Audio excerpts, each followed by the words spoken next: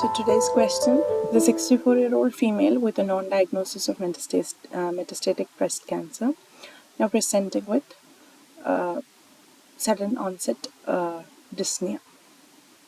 On arrival, the vitals are pulse is 125, blood pressure is 90 over 60, temperature is 98.5, respiration is 24 per minute and shallow.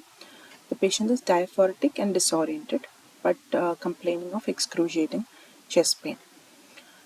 The patient is quickly worked up with an ECG and helical CT and started on heparin drip. Which of the following confers a poor prognosis? So here is the ECG and CT. So in a patient with metastatic breast cancer coming with sudden onset dyspnea with a picture of pulmonary embolism, you do an ECG. The most common ECG finding in pulmonary embolism is non-specific STT changes, sinus tachy. Okay.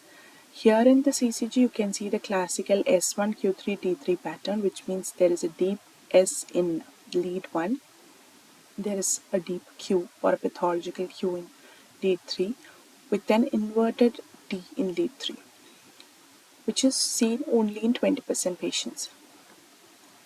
And the helical CT, it is showing this is the pulmonary artery. This is a main pulmonary trunk with the right and left pulmonary artery. You can see a big embolus. There is filling defect, so there is embolus. So the diagnosis is pulmonary embolism, but the question is, what is deciding the prognosis in this patient? Which is conferring a poor prognosis in this patient. Options are elevated WBC, decreased D dimer, elevated D dimer, elevated troponin, decreased ionized calcium. So in this case, it is elevated troponin that is conferring a poor prognosis, because that means there is some cardiac event also that has taken place. Okay, D dimer actually has only negative predictive value in case of pulmonary embolism. That means if you do a D dimer and comes out negative, then pulmonary embolism is out of the picture. You do not have to go and do a CTPA. You have to look for other differentials.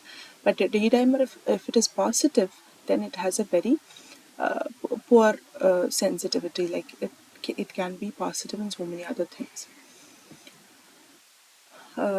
Hypocalcemia also not demonstrated to carry any prognostic value in pulmonary embolism.